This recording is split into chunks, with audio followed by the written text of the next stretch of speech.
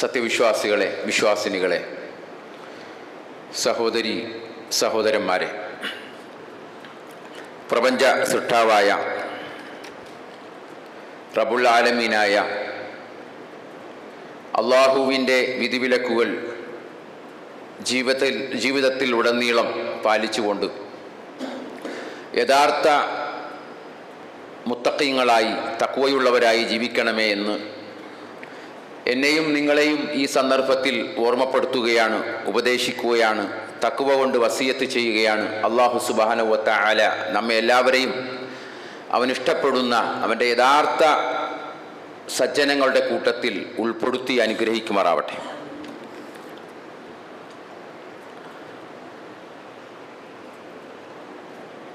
ധനം എന്ന എല്ലാവരും ഏറെ ആഗ്രഹിക്കുകയും ഇഷ്ടപ്പെടുകയും ചെയ്യുന്ന, അത് കണ്ടെത്തുവാൻ ഒരു വിധത്തിലുള്ള പ്രയാസമോ മടിയോ കാണിക്കാത്ത, ഭൗതിക ജീവിതത്തിൽ നമ്മളെല്ലാവരും ആഗ്രഹിക്കുന്ന സമ്പത്ത് എന്ന് പറയുന്ന അതിപ്രധാനമായ ഒരു വിഷയത്തെ സംബന്ധിച്ചാണ് നമ്മൾ കഴിഞ്ഞ ആഴ്ചയിൽ പറഞ്ഞു വന്നത്. ധനം എന്നത് അനുഗ്രഹമാണ്, എന്നാൽ അത് വലിയ പരീക്ഷണവുമാണ് എന്നതിനെ സംബന്ധിച്ച് നമ്മൾ സംസാരിക്കുകയുണ്ടായി. ആ സംസാരത്തിൽ വിശുദ്ധ ഖുർആനിൽ നമുക്ക് പറഞ്ഞു തന്ന മൂസാ നബി അലൈഹിസ്സലാത്തു വസ്സലാമയുടെ കാലഘട്ടത്തിൽ ജീവിച്ച ഒരു വലിയ ധനികനായ കാറൂനിൻ്റെ സംഭവം നമ്മളെല്ലാവരും കേട്ടതാണ്. ആ കാറൂന് ഉണ്ടായ പതനം വിശുദ്ധ ഖുർആൻ നമുക്ക് ഖസസ് എന്ന് പറയുന്ന ഒരു അധ്യായത്തിൽ നമുക്ക് വിവരിച്ചു തരികയാണ്. ഖസസ് എന്ന് പറഞ്ഞാൽ കഥയെന്നാണ് അർത്ഥം. അപ്പോൾ ആ ഒരു കഥ കാറൂനിൻ്റെയും മൂസാ നബി അലൈഹിസ്സലാത്തു വസ്സലാമയുടെയും എല്ലാം കഥകൾ വിശുദ്ധ ഖുർആനിലെ അധ്യായത്തിൽ നമുക്ക് പറഞ്ഞു തരികയാണ്. അതുപോലെ തന്നെ ഈ ധനം മനുഷ്യനെ അപകടത്തിൽപ്പെടുത്തുന്നതാണ്, അല്ലെങ്കിൽ ഒരു വിശ്വാസിയെ അവിശ്വാസിയാക്കി പോലും മാറ്റാൻ സാധിക്കുന്നതാണ്. ധനത്തിന് അങ്ങനെ ഒരു കഴിവുണ്ട് എന്ന് വിശുദ്ധ ഖുർആൻ നമുക്ക് മറ്റൊരു കഥയിലൂടെ പറഞ്ഞു തരിക. ഒരു തോട്ടക്കാരൻ്റെ കഥ. അത് അല്ലാഹു സുബ്ഹാനഹു വ തആല പറഞ്ഞു തരുന്നത് സൂറത്തുൽ കഹ്ഫ് 18-ാം അധ്യായം. നമ്മളെല്ലാവരും ഇന്ന് ഓതി കാണും എന്ന് വിചാരിക്കുക. വെള്ളിയാഴ്ച ദിവസം പാരായണം ചെയ്താൽ പ്രത്യേകമായ പ്രതിഫലം അതിനുണ്ട് എന്ന് പ്രവാചകൻ സല്ലല്ലാഹു അലൈഹി വസല്ലമ പഠിപ്പിച്ചു തന്ന സൂറത്തുൽ കഹ്ഫ്. ആരെങ്കിലും സൂറത്തുൽ കഹ്ഫിൻ്റെ ആദ്യത്തിലെ 10 ആയത്ത് കാണാതെ പഠിച്ചാൽ അവന് മസീഹ് ദജ്ജാലിൻ്റെ ഉപദ്രവത്തിൽ നിന്ന് അത് സുരക്ഷിതമായിരിക്കും, അവൻ്റെ ഉപദ്രവത്തിൽ നിന്ന് രക്ഷ കിട്ടും എന്ന് പ്രവാചകൻ സല്ലല്ലാഹു അലൈഹി വസല്ലമ നമുക്ക് പഠിപ്പിച്ചു തരികയുണ്ടായി. അതുപോലെ തന്നെ അത് പ്രകാശമാണ് എന്ന് പറഞ്ഞു. സൂറത്തുൽ കഹ്ഫ് പാരായണം ചെയ്യുന്നത് ആ ആഴ്ചയിലെയും അടുത്ത ആഴ്ചയിലെയും രണ്ടിനുമിടയിൽ അതൊരു പ്രകാശമാണ് നിനക്ക് എന്ന് അള്ളാഹുവിൻ്റെ പ്രവാചകൻ സല്ലല്ലാഹു അലൈഹി വസല്ലമ നമുക്ക് പഠിപ്പിച്ചു തന്നു. അങ്ങനെയുള്ള സൂറത്തുൽ കഹ്ഫിൽ നമുക്കറിയാം, സൂറത്തുൽ കഹ്ഫ് എന്ന് പറഞ്ഞാൽ ഗുഹാവാസികൾ എന്നാണ് അർത്ഥം. ഗുഹാവാസികൾ. അങ്ങനെ ഒരു കഥ, അങ്ങനെ ഒരു പേര് വരാൻ അതിന് കാരണമുണ്ട്. 4 സുപ്രധാനമായ കഥകളാണ് ഈ സൂറത്തുൽ കഹ്ഫിൽ അല്ലാഹു സുബ്ഹാനഹു വ തആല നമുക്ക് പറഞ്ഞു തരുന്നത്. 4 പ്രധാനപ്പെട്ട സംഭവങ്ങൾ. അതിൽ ഒന്ന് ഈ ഗുഹാവാസികളെ, അസ്ഹാബുൽ കഹ്ഫിനെ കുറിച്ചാണ്. ഗുഹാവാസികൾ, അവരെ കുറിച്ചാണ് ഖുർആൻ പറഞ്ഞു തരുന്നത്. അതായത് അവർ ജീവിച്ച കാലഘട്ടത്തിൽ അവർ വിശ്വാസികളായിരുന്നു. ഇന്നഹും ഫിത്തിയത്തുൻ ആമനു ബിറബ്ബിഹിം വസിദ്നാഹും ഹുദ. സൂറത്തുൽ കഹ്ഫിൽ പറയണം ആ യുവാക്കളെ സംബന്ധിച്ച് അവരൊരു സംഘമായിരുന്നു. ഫിത്തിയത്തുൻ ആമനു ബിറബ്ബിഹിം, റബ്ബിൽ വിശ്വസിച്ചിരുന്ന ഒരു സംഘം, അള്ളാഹുവിൻ്റെ ഏകത്വത്തിൽ വിശ്വസിച്ച് ജീവിച്ച ഒരു സംഘം. പക്ഷേ അവിടുത്തെ രാജാവും അവിടുത്തെ അവിശ്വാസികളായ ആളുകളും അവരെ ആ നാട്ടിൽ നിന്ന് പുറത്താക്കുകയാണ്. അവരവിടുന്ന് ആ നാട്ടിൽ നിന്നും പോകുകയാണ്. അങ്ങനെ പോകുന്ന വഴിയിൽ അവരൊരു ഗുഹയിൽ വിശ്രമിക്കാൻ കയറുകയാണ്.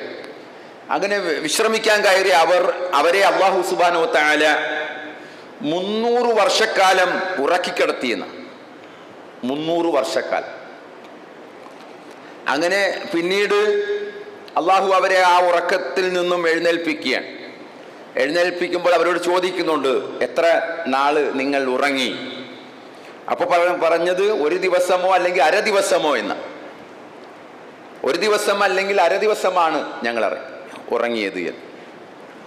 അപ്പം അങ്ങനെ ഒരു ചരിത്രമാണ് ആദ്യമായിട്ട് ഈ സൂറത്തുൽ കഹ്ഫിൽ നമുക്ക് പറഞ്ഞു തരുന്നത്. ആ കൂട്ടത്തിലാണ് ഈ തോട്ടക്കാരൻ്റെ കഥയും നമുക്ക് ആ അധ്യായത്തിൽ അല്ലാഹു സുബ്ഹാനഹു വ തആല ഉൾപ്പെടുത്തി വച്ചിരിക്കുന്നത്. അതായത് ഒരു 10 ആയത്തുകളാണ്, 32 മുതൽ 42 വരെയുള്ള 10 ആയത്തുകളിലാണ് ഈ തോട്ടക്കാരനെ കുറിച്ച് അല്ലാഹു സുബ്ഹാനഹു വ തആല നമുക്ക് പറഞ്ഞു തരുന്നത്. എന്തുകൊണ്ട് ഇങ്ങനെ പറയുന്നു അല്ലാഹു സുബ്ഹാനഹു വ തആല കഥകൾ നമുക്ക് വിവരിച്ച് നമുക്ക് മാറ്റമുണ്ടാവാൻ വേണ്ടിയാണ്. നമ്മുടെയൊക്കെ ജീവിതത്തിൽ ഖുർആൻ അനുസരിച്ച് ജീവിക്കുന്ന വിശ്വാസികളുടെ ജീവിതത്തിൽ ഇതിൽ ഒക്കെ ഒരു ഗുണപാഠം കണ്ടെത്തണം. അതിൽ പാഠം പഠിക്കണം. അതിൽ നിന്ന് നമ്മൾ ചരിത്രങ്ങൾ പഠിച്ചുകൊണ്ട് നമുക്ക് മാറ്റമുണ്ടാവണം. അതാണ് ഇത്തരത്തിലുള്ള കഥകൾ ഖുർആനിൽ അല്ലാഹു സുബ്ഹാനഹു വ തആല നമുക്ക് പഠിപ്പിച്ചു തരുന്നത്. അല്ലാതെ വെറുതെ കുറേ കഥകളും ഒക്കെ കുറേ നീട്ടിയോതലും വെറുതെ എന്തെങ്കിലും ഒരു ലക്ഷ്യവുമില്ലാതെ അല്ല വിശുദ്ധ ഖുർആനിലെ ഓരോ സംഭവവും നമ്മുടെ മുമ്പിൽ പറഞ്ഞു തരുന്നത് എന്ന് നമ്മൾ മനസ്സിലാക്കണം. നമ്മളൊക്കെ പലതവണ സൂറത്തുൽ കഹ്ഫ് ഓതുന്നവരാണ്. പക്ഷേ അതിൻ്റെ ആശയതലത്തിലേക്ക് ഇറങ്ങിച്ചെല്ലാൻ നമുക്ക് കഴിയുന്നുണ്ടോ, സാധിച്ചിട്ടുണ്ടോ? എന്താണ് ഇതൊക്കെ പറയുന്നത്? ദുൽഖർനൈനിയുടെ സംഭവം പറയുന്നുണ്ട്. ദുൽഖർനൈനി എന്ന് പറയുന്ന രാജാവിൻ്റെ സംഭവം സൂറത്തുൽ കഹ്ഫിലുണ്ട്. അദ്ദേഹം ഇങ്ങനെ ഈ കിഴക്കും പടിഞ്ഞാറുമുള്ള രാജ്യങ്ങളിൽ സഞ്ചരിക്കുന്ന ആളുകളായിരുന്നു. അദ്ദേഹത്തിൻ്റെ 3 സഞ്ചാരത്തെക്കുറിച്ചും അദ്ദേഹം അവസാനം നടത്തിയ സഞ്ചാരം, അങ്ങനെ അദ്ദേഹം സഞ്ചരിച്ചു ചെല്ലുമ്പോൾ 2 മലകൾക്കിടയിലുള്ള ഒരു വിഭാഗം ആളുകളെ കണ്ടെത്തുകയാണ്. അങ്ങനെ അവരുമായിട്ട് സംസാരിക്കുന്നു.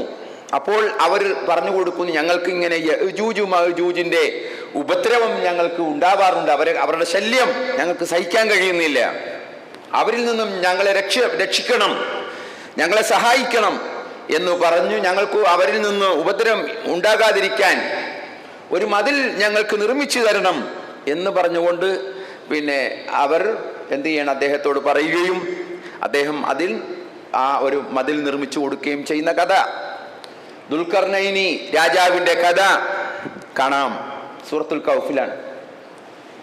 അതേപോലെ തന്നെ മൂസാ നബിയും ഖിളിർ നബിയുമായി ഖിളിർ അലൈഹിസ്സലാമുമായി ബന്ധപ്പെട്ടുകൊണ്ടുള്ള സംഭവങ്ങൾ 4 സംഭവങ്ങൾ നമുക്ക് ഈ സൂറത്തുൽ കഹ്ഫിലുണ്ട്. അപ്പൊ നമ്മൾ എന്ത് ചെയ്യണം?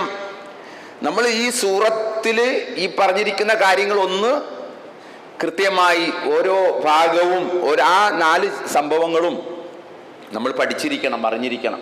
ഇത് വെറുതെ ഖുർആൻ പറഞ്ഞു പോയിട്ടുള്ളതല്ല, അതിലൊക്കെ വലിയ ഗുണപാഠങ്ങൾ നമുക്ക് പഠിക്കാനുണ്ട് എന്നാണ് പറയുന്നത്. ഇവിടെ അല്ലാഹു സുബ്ഹാനഹു വ തആല ഈ തോട്ടക്കാരൻ്റെ സംഭവം അത് നമ്മൾ അറിയണം. ആ ഓരോ ആയത്തിലും നമുക്ക് വലിയ കാര്യങ്ങൾ നമ്മുടെ ജീവിതത്തിൽ മനസ്സിലാക്കാനുണ്ട് എന്നുള്ളത് കൊണ്ടാണ് അതുകൂടി ഈ ആഴ്ചയിൽ പറയാം എന്ന് ഉദ്ദേശിച്ചുകൊണ്ട് ഇങ്ങനെ ഖുതുബയിൽ അത് ഉൾപ്പെടുത്തിയത്, ആ ഒരു ചരിത്രം. അപ്പോൾ എല്ലാവരും ക്ഷമയോടുകൂടി ഇരിക്കണം. ഇത് ഞങ്ങൾ കേട്ടതല്ലേ, അറിഞ്ഞതല്ലേ. എന്തെങ്കിലും ഖുതുബയിലൂടെ, ഖുതുബ എന്ന് പറയുന്നത് എന്തിനാണ്? നമുക്ക് നമ്മുടെ ജീവിതത്തിൽ പരിവർത്തനങ്ങൾ സൃഷ്ടിക്കാൻ വേണ്ടിയാണ്. നമ്മൾ മരണപ്പെടുന്നത് വരെയും ഈ ദീനിൽ നമ്മൾ നിലകൊണ്ട് ജീവിക്കണം. അതിനൊരു വഴികാട്ടിയാണ് വിശുദ്ധ ഖുർആൻ. ആ വിശുദ്ധ ഖുർആനിന്റെ ഉള്ളടക്കങ്ങളാണ് ഈ പറയപ്പെടുന്ന ഈ കാര്യങ്ങളെല്ലാം. ഒരായത്തും വെറുതെ ആയിട്ട് അല്ലാഹു സുബ്ഹാനഹു വ തആല അവതരിപ്പിച്ചിട്ടില്ല എന്നുള്ളത്. നമ്മൾ പറഞ്ഞ ഓരോ വിഷയങ്ങളും, ഇപ്പൊ ജിന്ന് സമൂഹത്തെക്കുറിച്ച് വിശുദ്ധ ഖുർആനിൽ ഒരുപാട് കാര്യങ്ങൾ പറയുന്നുണ്ട്. ജിന്ന് സമൂഹം എന്താണ്, ഏതാണ് എന്ന് നമുക്കറിയില്ല. ഒരു വിഷയം വരുമ്പോൾ നമ്മൾ അതിനെക്കുറിച്ച് പഠിക്കുകയാണ്. അങ്ങനെ ഓരോ വിഷയങ്ങൾ ഉണ്ടാകുമ്പോൾ വിശുദ്ധ ഖുർആനിൽ ഒരായത്തിന്റെ ഒരു കഷ്ണം പോലും വെറുതെയായിട്ട് അല്ലാഹു സുബ്ഹാനഹു വ തആല ഈ ഭൂമിയിലേക്ക് അവതരിപ്പിച്ചിട്ടില്ല എന്ന് നമ്മൾ മനസ്സിലാക്കേണ്ടതുണ്ട്. ഇവിടെ തോട്ടക്കാരുടെ സംഭവം അതൊന്ന് ഓടിച്ചു പോകാം, അല്ലെങ്കിൽ ഒരു ഖുതുബയും രണ്ട് ഖുതുബയും ഒന്നും നിൽക്കുകയില്ല. അതിന്റെ വിശദീകരണം മാത്രമുള്ള വിശദീകരണമാണുള്ളത്. അപ്പോൾ അല്ലാഹു സുബ്ഹാനഹു വ തആല പറയുന്നു, വളിരിബ് ലഹും മസല റജുലൈൻ ജഅൽനാ ലിഅഹദിഹിമാ ജന്നതൈനി മിൻ അഅനാബിൻ വഹഫഫ്നാഹുമാ ബിനഖ്ലിൻ വജഅൽനാ ബൈനഹുമാ സർആ. വളിരിബ് ലഹും, അതായത് അവർക്ക് വിവരിച്ചു കൊടുക്കുക. രണ്ടാളുകളെ, റജുലൈനി മസല റജുലൈനി, രണ്ടാളുകളുടെ ഉദാഹരണം വിവരിച്ചു കൊടുക്കുക, അവർക്ക് വിവരിച്ചു കൊടുക്കുക. പിൽക്കാലഘട്ടത്തിലുള്ള ആളുകൾക്കൊക്കെ നമുക്കും ഒക്കെ ഒരു പാഠമാകാൻ വേണ്ടി അള്ളാഹു പ്രവാചകനോട് പറയണം, പ്രവാചകരെ വിശദീകരിച്ചു കൊടുക്കുക.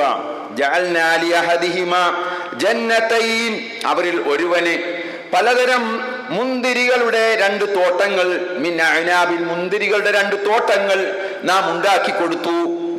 അള്ളാഹു മുന്തിരികളുടെ രണ്ട് തോട്ടങ്ങൾ ഉണ്ടാക്കി കൊടുത്തു. വഹഫഫ്നാഹുമാ ബിനഖ്ലിൻ, ഈന്തപ്പനകൾ കൊണ്ട് നാം അവയെ വലയം ചെയ്യുകയും ചെയ്തു എന്ന് പറഞ്ഞാൽ ആ തോട്ടങ്ങൾക്ക് ചുറ്റിലുമായിട്ട് അള്ളാഹു എന്ത് ചെയ്തു? ഈ ഈന്തപ്പന മരങ്ങൾ കൊണ്ട് ഇങ്ങനെ ബൗണ്ടറിയാക്കി തിരിച്ചു. അതിന് ചുറ്റുഭാഗവും ഈ ഈന്തപ്പനക്കാടുകൾ നിറച്ചു. വജഅൽനാ ബൈനഹുമാ സർആ, അവ രണ്ടിനുമിടയിൽ നാം കൃഷിയും ഉണ്ടാക്കി. വലിയ ഒരു തോട്ടമാണ്, വലിയൊരു തോട്ടം, വലിയൊരു തോട്ടവും തോട്ടത്തിന്റെ ഉടമയും. എന്നിട്ട് അല്ലാഹു പറയുന്നു, കിൽതൽ ജന്നതൈനി, ആ തോട്ടത്തിന്റെ ഒരു പ്രത്യേകത പറയുകയാണ്. കിൽതൽ ജന്നതൈനി ആതതു ഉക്ലഹാ, ആ തോട്ടങ്ങൾ രണ്ടും അവയുടെ ഫലങ്ങൾ നൽകി വന്നു. ഈ തോട്ടങ്ങളെല്ലാം അവയുടെ ഫലങ്ങൾ ഇങ്ങനെ നൽകി വന്നു. വലം തളിലിം മിൻഹു ശൈആ, യാതൊരു ക്രമക്കേടും അതിൽ വരുത്തിയില്ല. ഒരു കാലത്തും ഒരു വിളവ് കുറവ്, പിന്നെ അങ്ങനെയുള്ള ഒരു പ്രയാസം, പ്രശ്നം ഉണ്ടായില്ല. എപ്പോഴും നൂറുമേനി, എപ്പോഴും, അതായത് 365 ദിവസവും ലഭിക്കത്തക്ക വിധത്തിലുള്ള വലിയ തരത്തിലുള്ള ഒരു തോട്ടമാണ്. വലിയ തരത്തിലുള്ള നല്ല രീതിയിലുള്ള ഒരു തോട്ടമാണ് അല്ലാഹു സുബ്ഹാനഹു വ തആല അവന് നൽകിയത്. വഫജ്ജർനാ ഖിലാലഹുമാ നഹറാ, ആ രണ്ട് തോട്ടത്തിന്റെയും ഇടയിൽ കൂടി നാം നദി കീറുകയും ചെയ്തു. വെള്ളം, ഏതൊരു കൃഷിക്കും വേണ്ടത് വെള്ളമാണല്ലോ. അല്ലാഹു സുബ്ഹാനഹു വ തആല അവിടെ അവന് വഫജ്ജർനാ ഖിലാലഹുമാ നഹറാ, ആ രണ്ട് തോട്ടത്തിന്റെയും ഇടയിൽ നാം ഒരു നദി കീറുകയും ചെയ്തു. ഇപ്പൊ എല്ലാത്തിനും എല്ലാമായി, വെള്ളത്തിനും വെള്ളം, അങ്ങനെ ഒരു മുടക്കവും വരുത്താതെ, യാതൊരുവിധ തടസ്സവും ഇല്ലാതെ, യഥേഷ്ടം, ഒരു ടെൻഷനും ഇല്ലാതെ. അങ്ങനെയാണല്ലോ ഈ കച്ചവടക്കാർക്കൊക്കെ ടെൻഷനാണല്ലോ. പോവുമോ, കച്ചവടം നടക്കുവോ, വെപ്രാളം, ഇത് ബിസിനസ് പിന്നെ ഡിമ്മാകുവോ എന്നുള്ള ഒരു എല്ലാവർക്കും ഉണ്ടാകുന്ന ഒരു വിഷമമുണ്ടല്ലോ. കച്ചവടക്കാരനാണെങ്കിലും കട തുറക്കുമ്പോൾ എങ്ങനെയായിരിക്കും, ഹോട്ടലുകാരനാണെങ്കിലും എല്ലാവർക്കും ഒരു പ്രയാസമാണല്ലോ. അപ്പോൾ അങ്ങനെ യാതൊരു വിധത്തിലുള്ള പ്രയാസങ്ങളുമില്ല എന്ന് മാത്രമല്ല, വകാന ലഹു സമറുൻ, അവന് വേറെയും വരുമാനങ്ങൾ ഉണ്ടായിരുന്നു. ഇതുകൂടാതെ വകാന ലഹു സമറുൻ, അവന് വേറെയും സമറുകൾ, ഫലങ്ങൾ വേറെയും, പുറമേ അവന് വരുമാനങ്ങൾ വേറെയും കിട്ടിക്കൊണ്ടിരുന്നു. സൈഡ് ബിസിനസ് എന്ന് പറഞ്ഞതുപോലെ അവന് വേറെയും കുറെ അനുഗ്രഹങ്ങൾ അല്ലാഹു സുബ്ഹാനഹു വ തആല അവന് നൽകി. ഇനിയാണ് നമ്മൾ മനസ്സിലാക്കേണ്ടത്. ഇത്രയൊക്കെ കൊടുത്തല്ലോ, ഇത്രയൊക്കെ അല്ലാഹു സുബ്ഹാനഹു വ തആല വാരിക്കോരി കൊടുത്തു. സ്വാഭാവികമായിട്ടും എന്താണ് ചെയ്യേണ്ടത്? ഒരു നന്ദിയും പിന്നെ ഒരു അൽഹംദുലില്ലായും ഒക്കെയാണല്ലോ വരേണ്ടത്. ഇതിന് ഇത് നൽകിയവനെ ഓർത്ത് അവന് സ്തുതിച്ച് അവന് നന്ദിയോടുകൂടി അവൻ ചെയ്ത ഈ അനുഗ്രഹത്തിനെല്ലാം നന്ദി പ്രകാശിപ്പിക്കണമല്ലോ.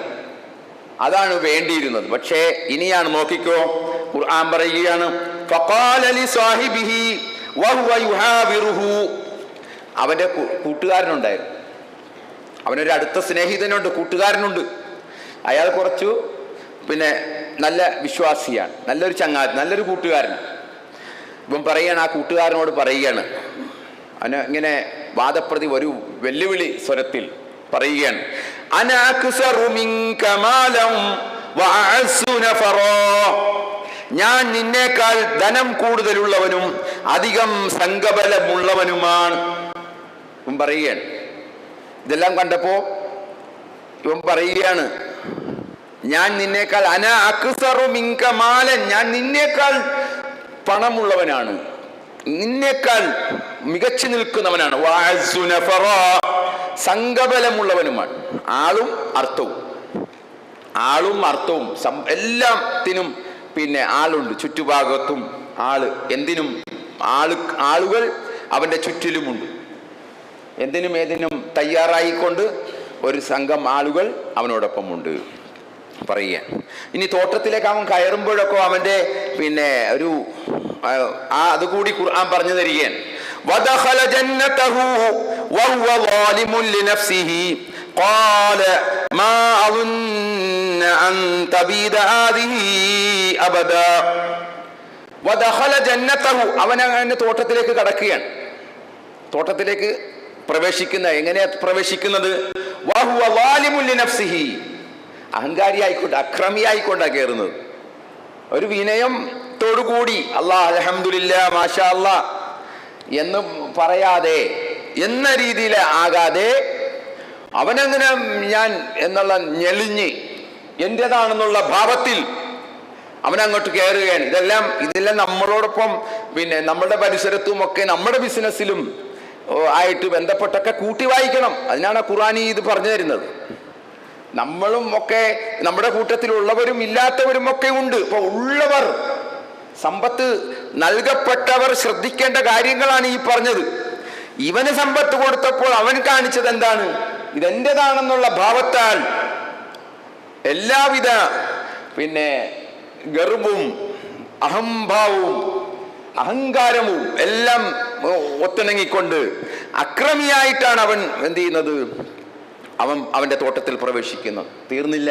ഖാല, എന്നിട്ട് പറഞ്ഞതോ, മാ അظن അൻ തബീദ ഹാദിഹി അബദാ, ഒരു കാലത്തും ഈ തോട്ടം നശിച്ചു പോകുമെന്ന് ഞാൻ വിചാരിക്കുന്നില്ല. എന്റെ ബിസിനസ് തകർന്നു പോകുകയില്ല. ഈ തോട്ടത്തിന് ഒരു കാലഘട്ടത്തിലും ഇതിങ്ങനെ നശിച്ചു പോകുകയില്ല, നിലനിൽക്കും, എന്നും നിലനിൽക്കും എന്ന ഒരു വെല്ലുവിളി ഭാവം, ഇത് ഇങ്ങനെ നിലനിൽക്കും എന്ന രീതിയിലായിരുന്നു അവൻ സംസാരിച്ചത്. തീർന്നില്ല. വമാ അളുന്നു സാഅതു ഖായിമതൻ വലഇൻ റുദിതു ഇലാ റബ്ബി ലാജിദന്ന ഖൈറൻ മിൻഹാ മുൻഖലബാ. നമ്മൾ ഓതിയോ ഇത്? വെള്ളിയാഴ്ച ദിവസം നമ്മൾ ഓതിപ്പോയി കാണും. ശ്രദ്ധിച്ചില്ല. എന്താ പറഞ്ഞത്? അല്ല പറഞ്ഞത് എന്താണ് എന്ന് നമ്മൾ ടച്ച് ചെയ്തില്ല, മനസ്സിലായില്ല, അർത്ഥം മനസ്സിലായില്ല. അങ്ങനെ ഓതിപ്പോയി. വമാ അളുന്നു സാഅതു, ഒരു മനുഷ്യനെ ധനം എത്രമാത്രം അഹംഭാവത്തിലേക്കും അഹങ്കാരത്തിലേക്കും തെറ്റിലേക്കും എത്തിക്കും എന്നുള്ളതിന് ഉദാഹരണമായി കൊണ്ട് അള്ളാഹു പറയുകയാണ് ഇവന്റെ കാര്യം. അവൻ പറയുകയാണ്, വമാ അളുന്നു സാഅതു ഖായിമതൻ, ഞാൻ വിചാരിക്കുന്നില്ലടോ, ഞാൻ വിചാരിക്കുന്നില്ല. എന്താണ് വിചാരിക്കുക? അളുന്നു അസാഅതു ഖായിമതൻ, അന്ത്യദിനം സംഭവിക്കുമെന്നും ഞാൻ വിചാരിക്കുന്നില്ല. അന്ത്യനാളെ ഖിയാമത്ത് നാൾ സംഭവിക്കുകയില്ല. അപ്പോ അവനെ അന്ധത ബാധിച്ചു. വിശ്വാസിയാണിവൻ, വിശ്വാസിയായിരുന്നു ഈ മനുഷ്യൻ, നല്ലൊരു വിശ്വാസിയായിരുന്നു. അള്ളാഹു ധനം കൊടുത്ത് പരീക്ഷിച്ചതാണ്. ആ പരീക്ഷണത്തിൽ ആള് പരാജയപ്പെട്ടു പോവുകയാണ്. അവൻ പറയാണ്, എന്താണ് ഇത് അന്ത്യദിനം സംഭവിക്കുകയുമെന്ന് ഞാൻ വിചാരിക്കുന്നില്ല.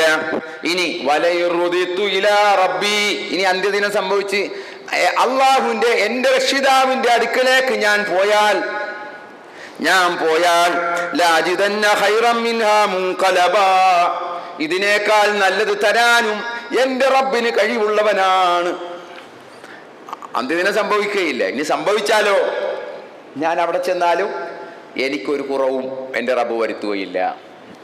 എനിക്കവിടെ ഒരു വിധത്തിലുള്ള ഇതും പിന്നെ നല്ലൊരു സ്ഥാനം എനിക്ക് റബ്ബ് അവിടെയും വെച്ചിട്ടുണ്ടാകും എന്ന് പറയുക. നോക്കുക സഹോദരങ്ങളെ, ഇതാണ് മനുഷ്യന് അനുഗ്രഹം ലഭിച്ചാൽ, സമ്പത്ത് അധികമായി കിട്ടിയാൽ സംഭവിക്കാൻ പോകുന്ന കാര്യങ്ങൾ വിശുദ്ധ ഖുർആൻ നമുക്ക് പറഞ്ഞു തരിക. അപ്പോൾ ഒരു കൂട്ടുകാരനുണ്ടല്ലോ, അവൻ ഇച്ചിരി നല്ലവനാണ്, വിശ്വാസിയാണ്. അവനും എന്ത് ചോദിക്കുകയാണ്, കൂട്ടുകാരൻ്റെ ഈ ഇത് കേട്ട തൻ്റെ ഈ മതിമറന്നു പോയ അനുഗ്രഹം കണ്ട് മതിമറന്നു പോയ തൻ്റെ സുഹൃത്തിനോട്, തൻ്റെ ചങ്ങാതിയോട്, തൻ്റെ കൂട്ടുകാരനോട് ഉപദേശിക്കുകയാണ് ഈ നല്ല സ്നേഹിതൻ. എന്താണ് പറഞ്ഞത്? ഖാല ലഹു സാഹിബുഹു വഹുവ യുഹാബിറുഹു അകഫർത ബില്ലദീ ഖലഖക മിൻ തുറാബിൻ സുമ്മ മിൻ നുത്ഫത്തിൻ സുമ്മ സവ്വാക റജുലാ. സഹോദരാ, നീ സത്യനിഷേധിയാകുകയാണോ? നീ നിഷേധിക്കുകയാണോ? അകഫർത ബില്ലദീ ഖലഖക മിൻ തുറാബിൻ സുമ്മ മിൻ നുത്ഫത്തിൻ സുമ്മ സവ്വാക റജുല, മണ്ണിൽ നിന്നും അനന്തരം ബീജഗണത്തിൽ നിന്നും നിന്നെ സൃഷ്ടിക്കുകയും പിന്നെ നിന്നെ ഒരു പുരുഷനായി, ഒരു റജുലായി രൂപം നൽകി ശരിപ്പെടുത്തുകയും ചെയ്ത അള്ളാഹുവിനെ കൊണ്ട് നീ അവിശ്വസിക്കുകയാണോ? അവനോട് ചോദിക്കുക, നല്ല സ്നേഹിതൻ, നല്ല കൂട്ടുകാരൻ, തൻ്റെ കൂട്ടുകാരൻ വഴിതെറ്റി പോകരുത്, അങ്ങനെ പറയരുത്, ഒരിക്കലും പറയാൻ പാടില്ലാത്ത വർത്തമാനമാണ് കൂട്ടുകാരാ നീ പറയുന്നത്. അതുകൊണ്ടാണ് നീ അള്ളാഹുവിൽ കൊണ്ട് അവിശ്വസിക്കുകയാണോ? നിന്നെ സൃഷ്ടിച്ച, ഒന്നുമല്ലാതിരുന്ന അവസ്ഥയിൽ നിന്ന് നിന്നെ സൃഷ്ടിക്കുകയും നിനക്ക് എല്ലാം നൽകുകയും ചെയ്ത നിന്റെ റബ്ബിനെ നീ നിഷേധിക്കുകയാണോ എന്ന് ചോദിക്കുക. ലാകിന്ന ഹുവല്ലാഹു റബ്ബി വലാ ഉശ്രികു ബിറബ്ബി അഹദാ. പക്ഷേ ഞാൻ പറയുന്നത്, അല്ലാഹു എൻ്റെ രക്ഷിതാവാകുന്നു, അല്ലാഹു എൻ്റെ രക്ഷിതാവാകുന്നു. എൻ്റെ രക്ഷിതാവിനോട് വലാ ഉശ്രികു ബിറബ്ബി അഹദാ, എൻ്റെ രക്ഷിതാവിനോട് ഞാൻ ഒരാളെയും പങ്കു ചേർക്കുകയില്ല. അവിടെ ശിർക്ക് എടുത്തു പറയാൻ ഒരിക്കലും ഞാൻ എൻ്റെ രക്ഷിതാവിനോട് ഒന്നിനെയും പങ്കു ചേർക്കുകയില്ല. ഇവിടെ ധനത്തെ എന്തായി കണ്ടു? വലുതായി കണ്ടു. ധനമാണ് എല്ലാം എന്ന് വിചാരിച്ചു. അള്ളാഹുവിനേക്കാൾ സ്ഥാനം ഈ ധനത്തിനും കണ്ടു, ധനത്തിന് കൽപ്പിച്ചു. അള്ളാഹുവിനേക്കാൾ ഉയർന്ന സ്ഥാനം ഈ ധനത്തിനെ കണ്ടു. അതാണ് അവിടെ എടുത്തു പറയുന്നത്, വലാ ഉശ്രികു ബിറബ്ബി അഹദ, ഞാൻ ഒന്നിനെയും ഒരാളെയും എൻ്റെ റബ്ബിനോട് ഞാൻ പങ്കു ചേർക്കുകയില്ല. എന്നിട്ട് വീണ്ടും തൻ്റെ സ്നേഹിതനോട് ആ നല്ല കൂട്ടുകാരൻ ഉപദേശിക്കുകയാണ്, വലൗലാ ഇദാ ദഖൽത ജന്നതക ഖുൽത മാ ഷാ അല്ലാഹു ലാ ഖുവത ഇല്ലാ ബില്ലാഹ് വലൗല ഇദാ ദഖൽത ജന്നതക, നീ നിന്റെ ആ തോട്ടത്തിൽ പ്രവേശിച്ചപ്പോൾ നിനക്ക് ഇപ്രകാരം പറഞ്ഞുകൂടായിരുന്നോ? മാഷാ അല്ലാഹ് ലാ ഖുവത ഇല്ലാ ബില്ലാ, ഇപ്രകാരം പറഞ്ഞുകൂടായിരുന്നു? അള്ളാഹു ഉദ്ദേശിച്ചത് എന്ന് നിനക്ക് പറഞ്ഞുകൂടായിരുന്നോ? ഇതൊക്കെ നമുക്കും എന്താണ് ഒരു അനുഗ്രഹം നമുക്ക് ലഭിക്കുമ്പോൾ നമ്മൾ നമ്മുടെ വായിൽ നിന്ന്, നമ്മുടെ നാവിൽ നിന്ന് നമ്മുടെ പ്രതികരണം ഈ രൂപത്തിലായിരിക്കണം. മാഷാ അല്ലാഹ്, അള്ളാഹു ഉദ്ദേശിച്ചത്. ലാ ഖുവത ഇല്ലാ ബില്ലാ, അള്ളാഹുവിനെ കൊണ്ടല്ലാതെ യാതൊരു ശക്തിയുമില്ല. ഇത് നമ്മളും പറയണം. നമ്മുടെ ജീവിതത്തിലേക്കൊക്കെ അനുഗ്രഹങ്ങൾ പലപ്പോഴായി ലഭിക്കുമ്പോൾ നമുക്കൊക്കെ ഉണ്ടാവേണ്ട വികാരം, നമ്മളൊക്കെ പറയേണ്ടത് ഈ ഒരു ഈ ദിക്റായിരിക്കണം, ഈ ഒരു ബോധമായിരിക്കണം നമ്മുടെയൊക്കെ ജീവിതത്തിൽ ഉണ്ടാവേണ്ടത്. പലപ്പോഴും എന്താണ് അനുഗ്രഹങ്ങൾ ലഭിക്കുമ്പോൾ നമ്മൾ എന്ത് ചെയ്യുന്നു? മറന്നു പോകുന്നു. റബ്ബിനെ മറക്കുന്നു, തന്ന ഉടമസ്ഥനെ മറന്നു പോകുന്നു. അതാണ് പലപ്പോഴും നമ്മുടെയൊക്കെ ജീവിതത്തിൽ സംഭവിക്കുന്നത്. നമ്മളുടെ ജീവിതത്തിലേക്ക് നമ്മൾ ഈ ലോകത്തേക്ക് കടന്നു വരുന്നത് മുതൽ നമ്മളൊന്ന് ആലോചിച്ചു നോക്കുക. എന്തെങ്കിലും ആരെങ്കിലും കൊണ്ടുവന്നതാണോ? ഇല്ല, ഒന്നും കൊണ്ടുവന്നിട്ടില്ല. വെറും കയ്യോടുകൂടിയാണ് നമ്മൾ ഈ ദുനിയാവിലേക്ക് ജനിച്ചു വന്നത്. പിന്നെ ഇവിടെ നിന്ന് കിട്ടിയതാണ്. ഇവിടെ നിന്ന് അതാര് തന്നു? അള്ളാഹ് തന്നതാണ്. അള്ളാഹു തന്നത് നമുക്ക് എന്തെങ്കിലും ഉണ്ടെങ്കിൽ അത് റബ്ബ് നമുക്ക് നൽകിയതാണ്. നമ്മുടെ ആരോഗ്യം അത് നമ്മുടേതല്ല, അള്ളാഹ് തന്ന ആരോഗ്യമാണ്. എല്ലാ അനുഗ്രഹങ്ങളും അവർ നൽകിയ ഓരോരോ അനുഗ്രഹത്തെ സംബന്ധിച്ച് നമ്മൾ ചിന്തിച്ചു നോക്കുക. എത്രയോ അനുഗ്രഹങ്ങളാണ് അല്ലാഹു സുബ്ഹാനഹു വ തആല. അവന്റെ അനുഗ്രഹം ഇല്ലെങ്കിൽ ഒരു സെക്കൻഡ് പോലും നമുക്കിവിടെ മുന്നോട്ട് പോകാൻ സാധിക്കുകയില്ല. അത്രമാത്രം അനുഗ്രഹമാണ് അല്ലാഹു നമുക്ക് ഓരോ നിമിഷവും ഓരോ സെക്കൻഡിലും അവൻ നമുക്ക് നൽകിക്കൊണ്ടിരിക്കുന്നത്. അപ്പോ ആ അനുഗ്രഹങ്ങൾക്ക് നന്ദി പറയണം. നമ്മൾ ഉറക്കത്തിൽ നിന്ന് എഴുന്നേറ്റ് വരുമ്പോൾ അൽഹംദുലില്ലാഹ് പറയാൻ പറഞ്ഞു. അൽഹംദുലില്ലാഹ് പറയാൻ പഠിപ്പിച്ചു പ്രവാചകൻ സല്ലല്ലാഹു അലൈഹി വസല്ലം. അൽഹംദുലില്ലാഹ് അൽഹംദുലില്ലാഹില്ലദീ അഹ്യാനാ ബഅദമാ മാതനാ വഇലൈഹി നുശൂർ. അവിടെ അല്ലാഹുവിനെ സ്തുതിച്ചുകൊണ്ടാണ് ഉറക്കത്തിൽ നിന്ന് നമ്മൾ എഴുന്നേറ്റ് വരുന്നത്. എത്ര ആളുകൾ ആ ഉറക്കത്തിൽ തന്നെ ഈ ലോകത്തോട് വിട പോയ എത്രയോ ആളുകൾ, എത്ര ആളുകൾ ഉറക്കത്തിലേക്ക് എത്താതെ തന്നെ അതിന് മുമ്പേ തന്നെ മരണപ്പെട്ടു പോകുന്ന ആളുകൾ. അപ്പൊ അതൊക്കെ നമ്മൾ മനസ്സിലാക്കേണ്ടതുണ്ട്. അപ്പോൾ ഇവിടെ ആ സുഹൃത്ത്, നല്ല സുഹൃത്ത് കൂട്ടുകാരനോട് പറയാണ്, കൂട്ടുകാരാ ഇങ്ങനെ പറഞ്ഞാൽ പോരായിരുന്നോ? നിനക്ക് ഇങ്ങനെ പറയാൻ പാടില്ലായിരുന്നോ? എന്താണ് മാഷാ അല്ലാഹ് ലാ ഖുവത ഇല്ലാ ബില്ലാ എന്ന് നിനക്ക് പറഞ്ഞുകൂടായിരുന്നോ എന്ന് പറയാൻ. ഇൻ തറനി അന അഖല്ല മിൻക മാലം വവലദ. കാര്യമൊക്കെ ശരി, നിന്നേക്കാൾ സമ്പത്ത് കുറഞ്ഞവൻ തന്നെയാണ് ഞാൻ, മക്കളും സമ്പത്തും ഒക്കെ കുറഞ്ഞവനാണ്. അങ്ങനെ നീ എന്നെ കാണുന്നുണ്ട്, അതും എനിക്കറിയാം. പക്ഷെ ഇതാണ് സഹോദര സത്യം എന്ന് പറയുകയാണ്. എന്നിട്ട് വീണ്ടും ആ നല്ല കൂട്ടുകാരൻ പറഞ്ഞു കൊടുക്കുകയാണ്. ഇത് സൂറത്തുൽ കഹ്ഫിലെ 42 മുതൽ 42 വരെയുള്ള ഓരോ ആയത്തുമാണ്. ഇങ്ങനെ ഓരോന്ന് ആയത്താണ് ഈ പറയുന്നത്. അപ്പൊ അതിൽ പറയുകയാണ്, ഫഅസാ റബ്ബി അൻ യുതിയനി ഖൈറൻ മിൻ ജന്നതിക വയുർസില അലൈഹാ ഹുസ്ബാനം മിനസ് സമായി ഫതുസ്ബിഹ സഈദൻ സലഖാ. എൻ്റെ റബ്ബ് നിന്റെ തോട്ടത്തേക്കാൾ നല്ലത് എനിക്ക് നൽകാൻ കഴിവുള്ളവനാണ്. കഴിഞ്ഞേക്കാം, എൻ്റെ റബ്ബിന് എനിക്കും നൽകാൻ എൻ്റെ റബ്ബിന് കഴിയാം. പക്ഷെ അത് എനിക്ക് പരീക്ഷണമായിട്ട് തരാത്തതും പരീക്ഷണമാണ് സഹോദര. അള്ളാഹു നമുക്ക് നൽകിയില്ലെങ്കിൽ അത് ആ നൽകാത്തതിൽ ഒരു പരീക്ഷണം, അത് നമ്മൾ കാണേണ്ടതുണ്ട്. ഇവിടെ ആ കൂട്ടുകാരൻ പറയുന്നത്, എൻ്റെ റബ്ബ് നിന്റെ തോട്ടത്തേക്കാൾ നല്ലത് എനിക്ക് തരാൻ കഴിയുന്നവനാണ്. വയുർസില അലൈഹാ ഹുസ്ബാനം മിനസ്സമായി ഫതുസ്ബിഹ സഈദൻ സലഖാ.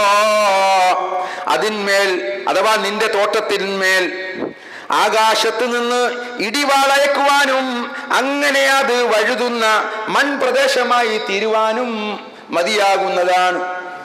ഈ തോട്ടമുണ്ടല്ലോ, അത് സഹോദര ഒരു നിമിഷം കൊണ്ട് അല്ലാഹ് വിചാരിച്ചാൽ ഒരൊറ്റ നിമിഷം മതി അത് ഇല്ലാതാകാൻ എന്ന് നീ മനസ്സിലാക്കണം. ഇത് വളരെ ഹൃദയസ്പൃക്കായ നമ്മളൊക്കെ മനസ്സിലാക്കേണ്ട, അല്ലാഹ് വിചാരിച്ചാൽ ഒരു നിമിഷം മതി എന്ന് നമ്മൾ മനസ്സിലാക്കണം. അത് നല്ല ഉപദേശം കൊടുക്കുകയാണ്, സഹോദരന് കൊടുക്കുകയാണ്.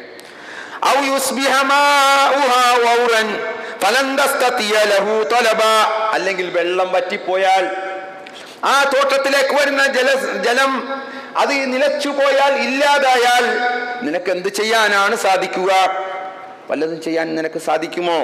വറ്റിപ്പോയാൽ അതിൽ തേടിപ്പിടിക്കാൻ നിനക്ക് കഴിവുണ്ടാവുകയില്ല എന്ന് പറഞ്ഞു കൊടുക്കുകയാണ്. അവസാനം അവനും അവന്റെ തോട്ടത്തിനും സംഭവിക്കുന്ന കാര്യം, അവസാനം സംഭവിക്കുന്നത് എന്താണ്?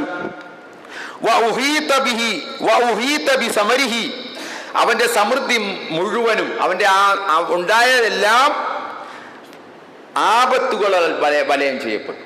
അവന്റെ അഹങ്കാരവും ധിക്കാരവും എല്ലാം കടന്നു വന്നപ്പോൾ അവന്റെ ആ സ്വത്തും അവൻ കണ്ടിരുന്ന എല്ലാം, അവൻ എന്നും നിലനിൽക്കുന്നതാണ് എന്ന് അവൻ കണ്ടിരുന്ന അവന്റെ ആ തോട്ടം എല്ലാം ആപത്തുകളാൽ വലയം ചെയ്യപ്പെട്ടു, നശിച്ചുപോയി. അങ്ങനെ അതിൽ ചെലവിറക്കിയിരുന്നതിനെ പറ്റി അവൻ രണ്ട് കൈപ്പിടങ്ങളും മറിച്ചുകൊണ്ടിരിക്കുക, അഥവാ അവൻ കൈമലർത്തിപ്പോയി. കുറെ കാശുകൾ മുടക്കി അതിനകത്ത്, ആ തോട്ടത്തില് കുറെ കാശുകൾ ആ തോട്ടത്തിലേക്ക് അവൻ മുതൽ മുടക്കി. കൃഷിക്ക് വേണ്ടി അവൻ കുറെ സമ്പാദ്യങ്ങൾ അവൻ ഇറക്കി. പക്ഷെ ഇതെല്ലാം പോയി, അവൻ കൈമലർത്തേണ്ട ഒരു അവസ്ഥ അവന് സംഭവിച്ചു. അവന്റെ ആ തോട്ടങ്ങളാവട്ടെ പന്തലുകളോടെ വീണടഞ്ഞു കിടന്നു, വീണടിഞ്ഞു. ആ തോട്ടം മുന്തിരിത്തോട്ടമാണല്ലോ, ഈ മുന്തിരി വളർത്താൻ ഒക്കെ വള്ളിയും മറ്റു കാര്യങ്ങളും പന്തല് പോലെ ആയിരിക്കുമല്ലോ. അതെല്ലാം എന്ത് ചെയ്തു? നിലം പതിച്ചു, നശിച്ചു പോയി എന്നാണ്. അവസാനം അവൻ പറയുകയാണ്, വയഖൂലു യാ ലൈതനി ലം ഉശ്രികു ബിറബ്ബി അഹദാ. കുറ്റബോധം അവനുണ്ടായ, ഞാൻ അങ്ങനെയൊന്നും ആയിരുന്നില്ലായിരുന്നുവെങ്കിൽ എത്ര നന്നായിരുന്നേനെ. യാ ലൈതനി വയഖൂലു, അവൻ പറയുകയാണ്, യാ ലൈതനി ലം ഉശ്രികു ബിറബ്ബി അഹദാ, ഞാൻ എൻ്റെ റബ്ബിനോട് ആരെയും പങ്കു ചേർക്കാതിരുന്നെങ്കിൽ എത്ര നന്നായിരുന്നേനെ എന്ന് അവൻ അവസാനം നിലവിളിക്കുകയാണ്. സഹോദരങ്ങളെ, വലം തകുല്ലഹു ഫിഅത്തുൻ യൻസുറൂനഹു മിൻ ദൂനില്ലാഹ് വമാ കാന മുൻതസിറാ. നേരത്തെ കാറൂനിന്റെ ചരിത്രം പറഞ്ഞപ്പോൾ അല്ലാഹു സുബ്ഹാനഹു വ തആല പറഞ്ഞ അതേ വാക്കുകൾ അല്ലാഹു ഇവിടെയും എടുത്തു പറയുകയാണ്. അവനെ സഹായിക്കാൻ ഒരാളും, അല്ലാഹു പുറമെ ഒരാളും ഉണ്ടായില്ല. അവനെ സഹായിക്കാൻ, സംരക്ഷിക്കാൻ, അവന് രക്ഷ നൽകാൻ ആരും ഉണ്ടായില്ല, ഒരാളും ഉണ്ടായില്ല. സഹായിച്ച് രക്ഷപ്പെടുത്തുന്ന ഒരു കൂട്ടുകാരും ഉണ്ടായില്ല. വമാ കാന മുൻതസിറ, അവൻ സ്വയം രക്ഷപ്രാപിച്ചവനായതുമില്ല. ഇതാണ് അതിൽ പറയുന്ന ആ ചരിത്രം. സൂറത്തു കഹ്ഫിലെ തോട്ടക്കാരന്റെ ചരിത്രം. ഇതിൽ നമുക്ക് പാഠമില്ലേ? പാഠമുണ്ട്. പാഠം പഠിക്കാൻ ഒരുപാട് കാര്യങ്ങൾ നമുക്ക് പഠിക്കാനുണ്ട്. അത് കേവലമായ ഒരു കഥ കേൾക്കുന്ന സ്വഭാവത്തിൽ നമ്മളത് കേട്ടുപോകരുത്. അത് ഈ പറഞ്ഞ കാര്യങ്ങൾ, ഒരു സമ്പത്ത് കിട്ടിയാൽ അത് എങ്ങനെ ആയിരിക്കണമെന്ന് ആ നല്ല കൂട്ടുകാരൻ പറഞ്ഞ ഉപദേശങ്ങൾ അത് നമ്മുടെയൊക്കെ ജീവിതത്തിലേക്ക് കൊണ്ടുവരണം. നമ്മുടെ ജീവിതത്തിൽ സമ്പത്ത് ഉണ്ടാകുമ്പോൾ അള്ളാഹു തരുന്നതാണ്. അത് ഓരോരുത്തർക്കും അത് കൊടുക്കുന്നതാണ്. ഒരു മഹാ സൗഭാഗ്യമാണത്. അത് നേരെ ചൊവ്വേ വിനിയോഗിക്കാൻ നമുക്ക് കഴിയണം. അള്ളാഹു സുബ്ഹാനഹു വ തആല അത്തരത്തിൽ ഈ സമ്പത്തിൻ്റെ വിഷയത്തിൽ അല്ലെങ്കിൽ അനുഗ്രഹങ്ങൾ, അവൻ നൽകുന്ന ഓരോ അനുഗ്രഹങ്ങളുടെ വിഷയത്തിലും അവനോട് നന്ദി കാണിക്കുന്ന യഥാർത്ഥ വിശ്വാസികളുടെ കൂട്ടത്തിൽ അള്ളാഹു നമ്മെ എല്ലാവരെയും ഉൾപ്പെടുത്തുമാറാവട്ടെ.